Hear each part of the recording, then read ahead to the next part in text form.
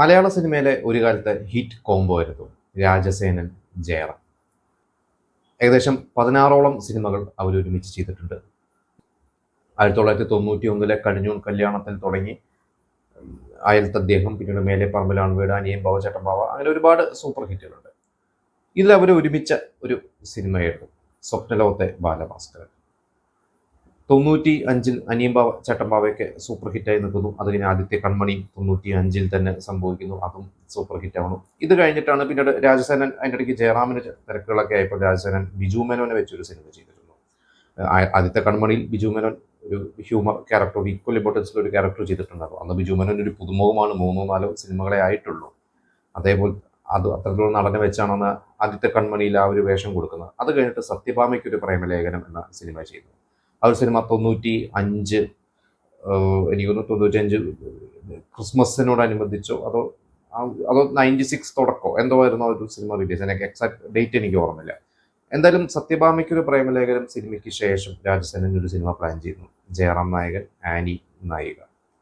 അതിൽ ജയറാമിൻ്റെ ഒരു ഡ്രൈവറുടെ കഥാപാത്രം, കേശവൻകുട്ടി എന്നൊരു കഥാപാത്രം. അന്ന് ആ കഥാപാത്രം ചെയ്യാനായിട്ട് എൻ്റെ പ്രൊഡക്ഷൻ ടീമിനോട് രാജസേനൻ ഒരു നടൻ്റെ പേര് പറയുന്നു. രാജസേനന് വളരെ പ്രിയപ്പെട്ട നടൻ, ഒരുപക്ഷെ രാജസേനൻ്റെ മറ്റ് സിനിമകളൊക്കെ അഭിനയിച്ചുകൊണ്ടിരുന്ന ഒരു നടനായിരിക്കാം.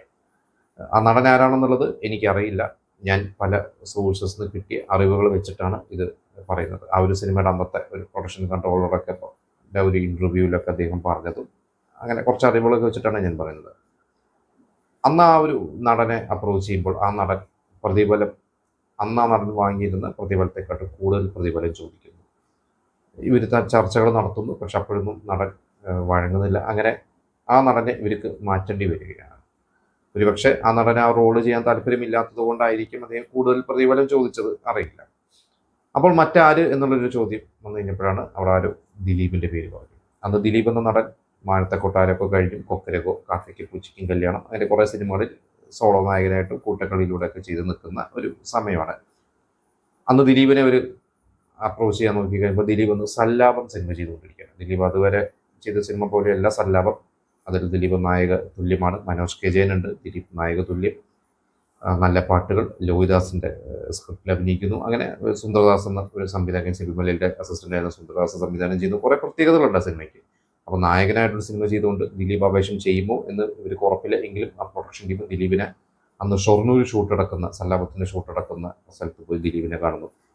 പറഞ്ഞപ്പോൾ തന്നെ ദിലീപ് പറഞ്ഞു, ഞാൻ ചെയ്യാം. കാരണം രാജസേനൻ, ജയറാം പോലത്തെ ഒരു ഹിറ്റ് കോമ്പോൻ്റെ ഒരു ഭാഗമാവുക എന്ന് പറഞ്ഞു കഴിഞ്ഞാൽ അതൊരു മഹാഭാഗ്യമാണ്, അതെൻ്റെ ഒരു ആഗ്രഹമാണ്. അതിനു മുമ്പ് എനിക്ക് തോന്നുന്നു ദിലീപിന് വാർദ്ധക്യപുരാണം എന്നൊരു സിനിമയിൽ ഇതുപോലെ ചെയ്യാനൊരു റോള് ഒന്ന് ലഭിച്ചിട്ടുണ്ടായിരുന്നു. അതല്ല, നായകൻ ജയറാമല്ല, മനോജ് കെ ജയനാണ്.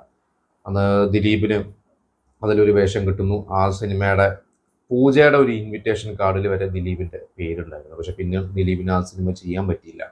അന്ന് ജയറാമിൻ്റെ കൂടെ തന്നെ ദിലീപ് ഒരു വിദേശ ട്രിപ്പ് പോകേണ്ടി വന്നിരുന്നു. എനിക്കൊന്ന് ദിലീപ് നാദൃശ്യൊക്കെ ഉണ്ടായിരുന്നു ആ ഒരു ടീമിൽ. അന്ന് ആ റോൾ പിന്നീട് ചെയ്തത് അബിയാണ്. അതിലൊരു മിമിക്രിക്കാരൻ്റെ റോൾ. അതിൽ ജഗദീഷ് ശ്രീകുമാർ 2 മക്കളുണ്ട്, അബി, സുധീഷ്. അപ്പോൾ അതിനുശേഷം പിന്നീട് രാജസേനൻ്റെ സിനിമയൊന്നും ദിലീപിന് ചെയ്യാൻ പറ്റിയിട്ടില്ല. അത് ഈ അവസരം കിട്ടിയപ്പോൾ തന്നെ ദിലീപ് പറഞ്ഞു, ഞാനത് ചെയ്യാം. പ്രതിഫലമൊന്നും ദിലീപിന് പ്രശ്നമേ അല്ലായിരുന്നു. പക്ഷെ ഒരു ന്യായമായിട്ട് പ്രതിഫല നിർമ്മാതാക്കൾ അവർ കൊടുത്തു.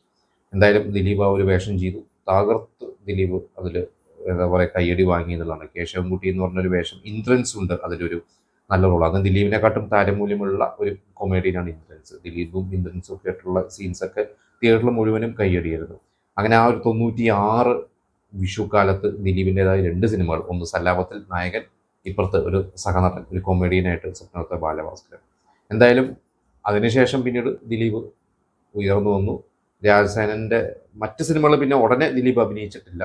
ഒരുപക്ഷെ ദിലീപ് നായകനായിട്ട് അങ്ങ് തിളങ്ങി അങ്ങ് കയറിപ്പോയതുകൊണ്ടായിരിക്കാം. പിന്നീട് റോമിയോ എന്ന സിനിമ, അതിനു മുമ്പ് 2000-ൽ ഡാർലിംഗ്, പിന്നെ റോമിയോ, അങ്ങനെ വളരെ കുറച്ച് സിനിമകൾ മാത്രമേ രാജസേനൻ്റെ സിനിമകൾ ദിലീപ് ചെയ്തിട്ടുള്ളൂ. എന്തായാലും അന്ന് രാജസേനൻ സജസ്റ്റ് ചെയ്ത ആ നടൻ, രാജസേനൻ്റെ പ്രിയപ്പെട്ട നടൻ ആരായിരുന്നു എന്ന് നിങ്ങൾക്കറിയോ? ആ ഒരു നടൻ റിജക്റ്റ് ചെയ്തുകൊണ്ടാണ് ദിലീപിന് അപേക്ഷ ചെയ്യാൻ പറ്റിയിരുന്നത്. എന്നാൽ റിജക്റ്റ് ചെയ്ത നടൻ ആരായിരുന്നു എന്ന് നിങ്ങൾക്ക് അറിയുമെങ്കിൽ അത് നിങ്ങൾ കമൻറ്റ് ചെയ്യുക.